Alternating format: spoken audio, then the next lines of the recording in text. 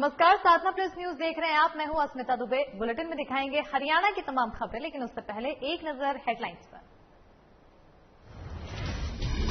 अंबाला में जागृति मंच के पदाधिकारियों ने की बैठक। रोडवेज के कर्मचारियों की समस्या पर की चर्चा। शहर में पदाधिकारी को किया गया नियुक्त। बीजेपी की जन आशीर्वाद यात्रा शुरू। बीजेपी अहिरवाल की राजनीति में गाड़ना चाह रही है अपना झंडा। केंद्रीय मंत्री भूपेंद्र यादव ने संभाली कमान। ओलंपियन गोल्डन बॉय पहुंचे पानीपत। लोगों ने किया भव्य स्वागत। अपने गांव खटरा के लिए हुए रवाना।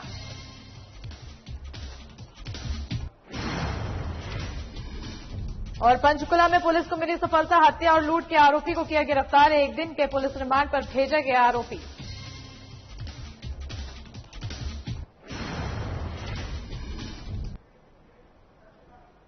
और बुलेटिन की शुरुआत इस वक्त की बड़ी खबर के साथ करेंगे, जहां जो बड़ी खबर आ रही है, पंचकुला पहुंचे हैं राज्यपाल, हरियाणा के राज्यपाल बंडारू दत्तात्रेय।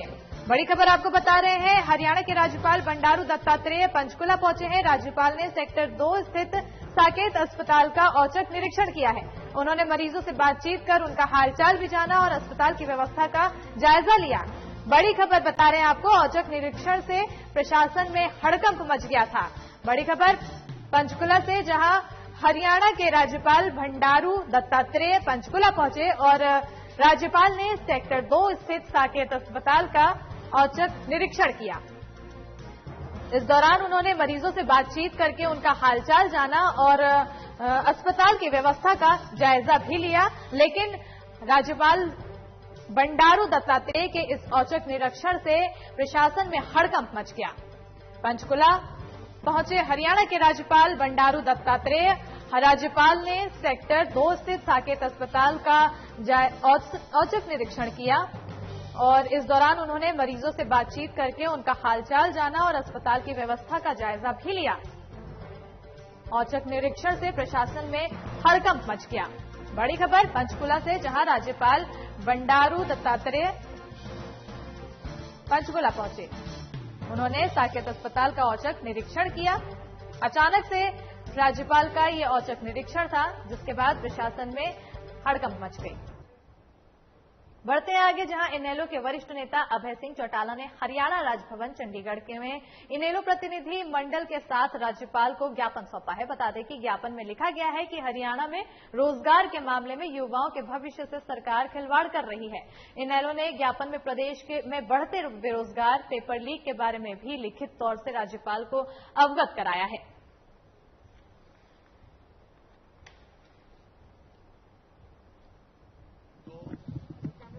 पेपर लीक हुए पिछले 6 वर्ष में, सन 2015 से लेकर के अब तक जो 28 पेपर लीक हुए हैं, इस तरह के अलग अलग डिपार्टमेंट की जो पोस्टें निकाली गई और उसमें पेपर लीक हो गए थे और पेपर लीक की वजह से वो भर्तियां सारी रद्द करी इन्होंने। हमने महामहिम से रिक्वेस्ट करी है कि पेपर लीक मामले में भर्तियां रद्द करने की बजाय जिन लोगों ने पेपर लीक कराए, जिन लोगों ने पेपर आगे बेचने का काम किया, उन लोगों के खिलाफ एक्शन होना चाहिए, उन लोगों के खिलाफ कार्रवाई होनी चाहिए। सरकार उन लोगों के खिलाफ कार्रवाई करने की बजाय, क्योंकि ये वो लोग हैं जिनमें सरकार का संरक्षण मिला हुआ है। और बढ़ते आगे, जहां हरियाणा में जीटी रोड बेल्ट में अपनी पकड़ बनाने के बाद बीजेपी अब अहिरवाल की राजनीति में अपना झंडा गड़ाना चाह रही है। फिलहाल पार्टी को यहां दूसरे दलों से आए नेताओं के सहारे राजनीति करनी पड़ रही है। पार्टी यहां अपना आधार बनाना चाह रही है। हरियाणा में 7 साल सत्ता का सुख भोगने के बाद बीजेपी के शीर्ष नेतृत्व ने सोची समझी रणनीति के तहत केंद्रीय मंत्री भूपेंद्र यादव को यहां जन आशीर्वाद यात्रा के नायक के तौर पर उतारा है। पार्टी को यह कदम अहिरवाल के दिग्गज राव इंद्रजीत को कितना रास आएगा ये कहना मुश्किल है, क्योंकि राव इस समय बीजेपी के सहारे ही अपनी राजनीति की गाड़ी दौड़ा रहे हैं। भूपेंद्र यादव भले ही राजस्थान से सांसद है, लेकिन उनका आगाज हरियाणा से हुआ है। इसके पीछे तर्क ये है कि वो रहने वाले हरियाणा के हैं। बीजेपी में उनका कद तब बढ़ा जब नितिन गडकरी के अध्यक्ष रहते हुए 2010 में वो राष्ट्रीय सचिव बने थे। 2012 में राजस्थान से राज्यसभा सांसद बने और अमित शाह के निर्देश पर बिहार चुनाव प्रभारी की कमान मिली।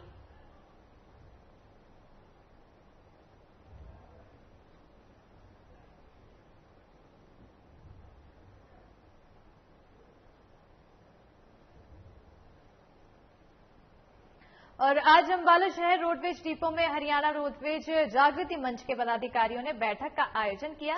इस दौरान जागृति मंच के पदाधिकारियों ने कई घोषणाएं की। साथ ही जागृति मंच के महासचिव सुरेंद्र कुमार ने बताया कि ड्राइवरों और कलेक्टरों की परेशानियों को सरकार तक पहुंचाने के लिए अम्बाला में भी पदाधिकारियों को नियुक्त किया गया है। साथ ही साथ महासचिव सुरेंद्र कुमार ने यह भी बताया कि रोडवेज में कर्मचारियों के साथ भेदभाव किया जा रहा है।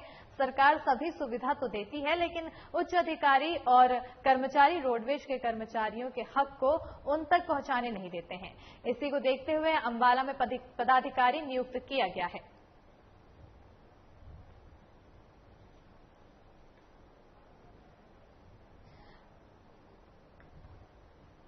अम्बाला शहर रोडवेज डिपो में हरियाणा रोडवेज जागृति मंच के पदाधिकारियों ने बैठक का आयोजन किया।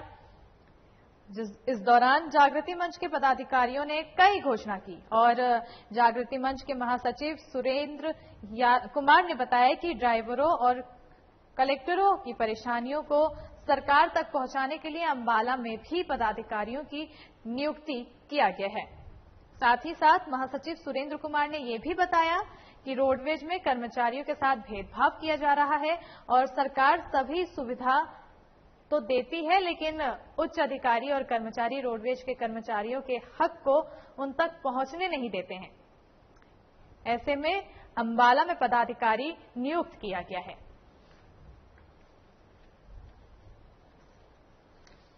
हरियाणा रोडवेज जागृति मंच। हरियाणा रोडवेज जागृति मंच एक ऐसा प्लेटफॉर्म है जो ड्राइवर कंडक्टर की समस्याओं को कानूनी तौर पर भी सुलझाता है। एक हरियाणा रोडवेज जागृति मंच एक ऐसी यूनियन है जिसका उद्देश्य कर्मचारियों के साथ हो रहे किसी भी शोषण को रोकना है, क्योंकि हरियाणा रोडवेज में एक ऐसी परंपरा चली आ रही है कि कर्मचारियों के साथ पूरा भेदभाव हो रहा है। हरियाणा सरकार तो हमें दे रही है, लेकिन डिपो स्तर में कोई अधिकारी है या फिर मैनेजमेंट स्टाफ है, हमारे हक किसी न किसी द्वारा रोके जा रहे हैं। कुछ हमारे बीच भी हैं, कुछ जो कर्मचारी हैं जो आपस में कर्मचारियों का शोषण करते हैं। उसी के खिलाफ हमारी एक आज उसी नियम के तहत एक अम्बाला डिपो के अंदर डिपो कमेटी का विस्तार किया गया है, जो कर्मचारियों की समस्याओं को सुनकर उनका समाधान करने के लिए महाप्रबंधक महोदय से मिलेगी और उनकी समस्याओं का समाधान करने का पूरा प्रयास किया जाएगा।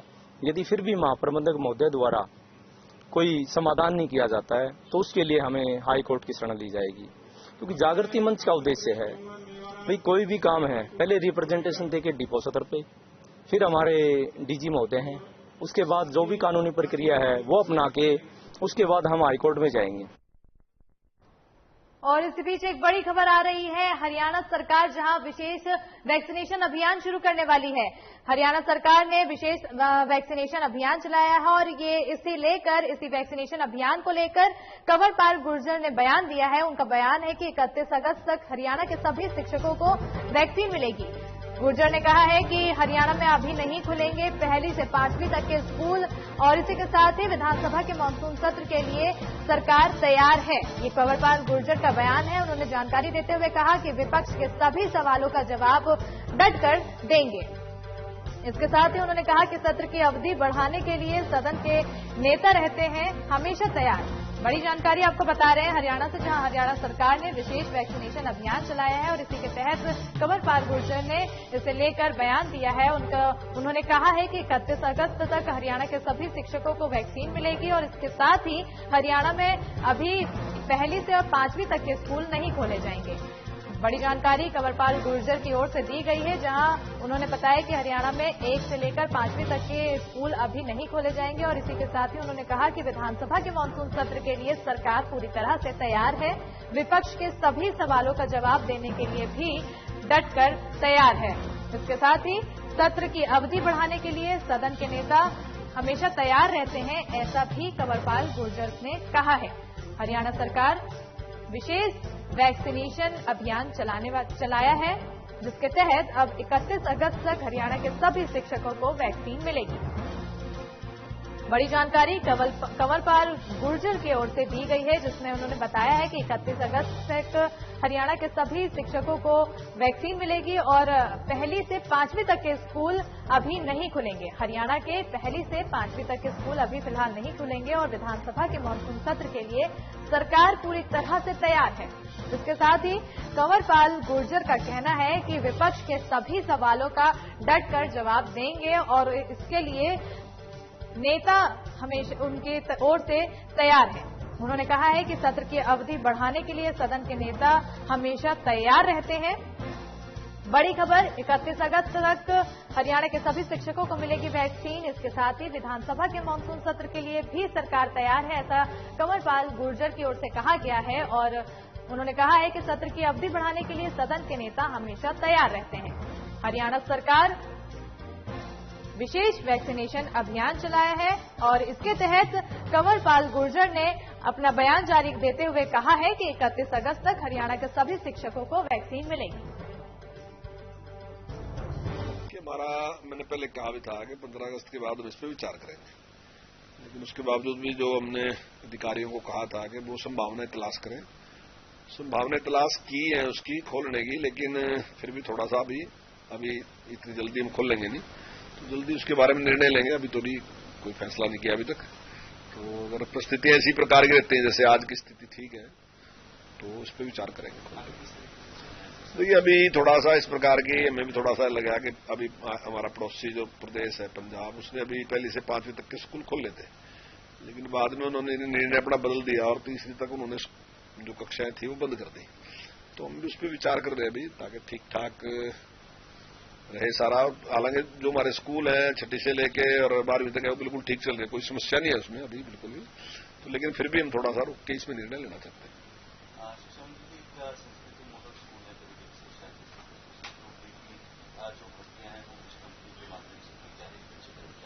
क्या माना जाए हमारे समय में इसी तरीके से प्रक्रिया जो है वो की जाएगी स्कूलों में? नहीं, देखिए जो सरकारी संस्थान है भर्तियां उसके द्वारा ही होंगी, लेकिन क्योंकि अभी उसकी शुरुआत है अभी और हमारे पास बहुत बड़ी मात्रा में कर्मचारी हैं, अब सबकी भर्ती मुझे लगता है कि अभी इस प्रकार से कर सकते हैं।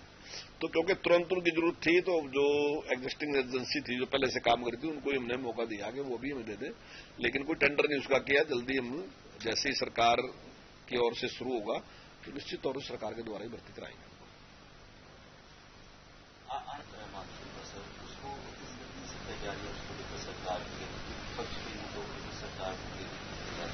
हाँ नहीं, देखिए विपक्ष की ड्यूटी है ये कि वो पूरी तैयारी करे, अच्छी बात है, उसको तैयारी करनी चाहिए और सरकार की ड्यूटी है वो सारे बातों का जवाब दे। जो भी वो सवाल लेके आते हैं या वो कार्टेंशन मोशन लेके आते हैं, जो भी लेके आते हैं, कोई भी प्रस्ताव लेके आते हैं, उसका जवाब देना सरकार की ड्यूटी है। और पीछे भी सरकार ने पूरी तरीके से उनके जवाब दिए हैं और अब की बार भी पूरी तैयारी है सरकार की, तो जो भी उनका सवाल होगा सरकार उसका जवाब देगी। तो हरियाणा के शिक्षा मंत्री कंवरपाल गुर्जर को सुन रहे थे आप, जिन्होंने साफ साफ जानकारी दी कि कोरोना के बढ़ते प्रकोप के चलते अभी 1 से 5वीं तक स्कूल नहीं खुलेंगे और आगे के लिए भी चर्चा की जा रही है। इसी के साथ मानसून सत्र के लिए भी उन्होंने अपनी बातें कही। बढ़ते आगे, जहां नीरज चोपड़ा मेडल जीतने के बाद पहली बार ओलंपियन गोल्डन बॉय मंगलवार सुबह 8 बजे पानीपत पहुंचे और अपने बेटे और स्टार खिलाड़ी के स्वागत के लिए पानीपत के लोगों ने कोई कसर नहीं छोड़ी। गांव खंडरा से करीब 24 किलोमीटर दूर समालखा से ही गोल्डन बॉय का भव्य स्वागत शुरू हुआ है, जहां नीरज के पहुंचते ही उन पर फूलों की बारिश की गई। नीरज चोपड़ा डीसी सुशील सरवाना की गाड़ी में थे। समालखा पहुंचते ही नीरज ने लोगों का हाथ हिलाकर अभिवादन किया। लोगों ने फूल मालाओं से अपने स्टार खिलाड़ी का स्वागत किया है।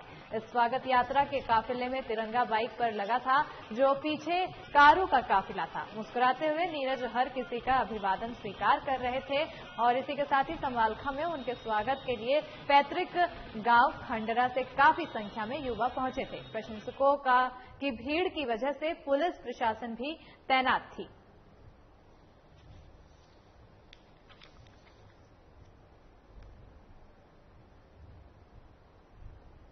रुक करते हैं अगली खबर की ओर, जहां पंचकुला क्राइम ब्रांच टीम ने चाकू मारकर लूट की वारदात को अंजाम देने के आरोपी को गिरफ्तार करने में सफलता पाई है। क्राइम ब्रांच की टीम ने आरोपी को सेक्टर 1 स्थित जिला अदालत में पेश किया है, जहां कोर्ट ने आरोपी को 1 दिन के पुलिस रिमांड पर भेज दिया है। मामले की जांच कर रहे क्राइम ब्रांच जांच अधिकारी प्रदीप कुमार ने जानकारी देते हुए बताया कि पंचकुला डीसीपी मोहित हांडा के निर्देशानुसार जिले में अपराध की रोकथाम के लिए पुलिस कड़ी कार्रवाई कर रही है। इसी क्रम में sector 26 crime branch in charge Aman Kumar की अध्यक्षता में टीम ने चाकू मारकर लूट की वारदात को अंजाम देने वाले आरोपी को गिरफ्तार किया है। गिरफ्तार किए गए आरोपी की पहचान पंचकुला के सेक्टर 20 निवासी अंकुश के रूप में की गई है।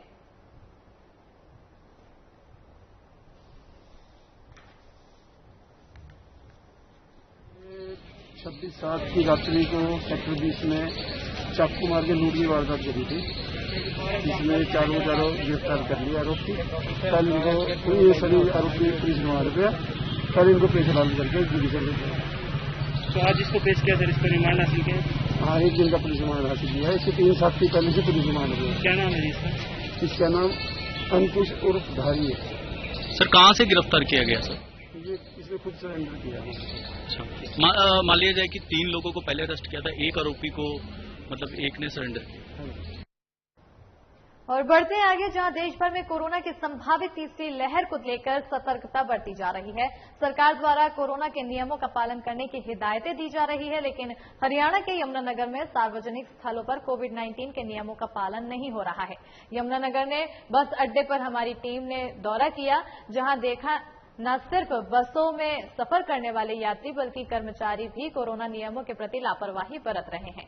जब मास्क नहीं लगाने वाले यात्रियों और कर्मचारियों से पूछा गया तो सबने कोई न कोई बहाना बनाते हुए मास्क के इस्तेमाल के बारे में अपनी राय देने लगे। मास्क अभी तारा जी मैंने अभी ले रहा था। क्यों तारा? पानी पिया था। नाम क्या आपका? अनिल कुमार। हम ना अवेयर करने आए हैं कि मास्क डालना जरूरी है। मास्क ले रहा हूँ सर, मैं मास्क पानी पिया मैंने। नहीं, कोविड का पता है, कोविड चल रहा है। आपके बस अड्डे पे दुकान है तो जरूरी है मास्क लगाना। लगाओ। वो हर बार की तरह इस बार भी बड़ा धूमधाम से मनाया जाए, ऐसी हम आशा करते हैं। और इसी के तहत जो हमारे मुख्यमंत्री के जो दिशा निर्देश प्राप्त हुए हैं, हर बार की तरह की इस बार भी हम सभी महिलाएं और उनके साथ 15 साल तक का बच्चा, चाहे वो 1 बच्चे हो चाहे 2 बच्चे हो, ठीक है, तो उनको हम हरियाणा रोडवेज में मुफ्त सुविधा प्रदान करेंगे, ताकि वो आसानी से इस त्योहार पर जहां भी जाना आवागमन करना चाहते हैं वो आसानी से कर सकें। और इसके तहत ये जो सुविधा है महिलाओं को और 15 साल तक के बच्चों को, वो पूरे हरियाणा में और दिल्ली और चंडीगढ़ तक बिल्कुल मुफ्त रहेगी। तो ये सुविधा 21 तारीख को दोपहर 12 बजे से लेके और 22 तारीख तक रात 12 बजे तक ये सुविधा महिलाओं और बच्चों को हमारे द्वारा दी जाएगी। सर, कोविड की गाइडलाइन को लेकर क्या रहेगा? कोविड की गाइडलाइन का बिल्कुल ऐसे ही पहले की तरह बड़ी सख्ताई से पालना की जाएगी। और मैं सभी माताओं बहनों से, बच्चों से भी ये गुजारिश करना चाहूंगा कि भाई वो कोविड-19 की इस पर्व के दौरान भी कोविड-19 की जो ये महामारी है, इसकी जो भी गाइडलाइन है उसका प्रॉपरली पालन करें और मास्क पहन के रखें, सैनिटाइज का यूज करें, सोशल डिस्टेंसिंग रखें। तो जितनी भी माताएं बहनें हैं, जो बच्चे हैं, जो इस त्योहार के दौरान हमारी बसों में सफर करेंगे, तो उनसे मैं ये अपील करता हूँ कि वो इनका पूरी तरह से पालना करें और हम खुद इस पर्व को बड़े हर्षोल्लास से, बड़े सेफ तरीके से हम मनाएं। बहुत बैठे वो तो बैठे, मतलब आपकी सुरक्षा है, सुरक्षा के लिहाज से तो है आपके पास या नहीं? लगाओ।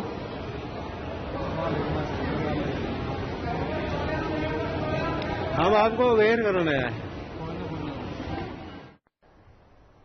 तो कोरोना को लेकर लगातार लोग लापरवाही कर रहे हैं, हालांकि अभी खतरा टला नहीं।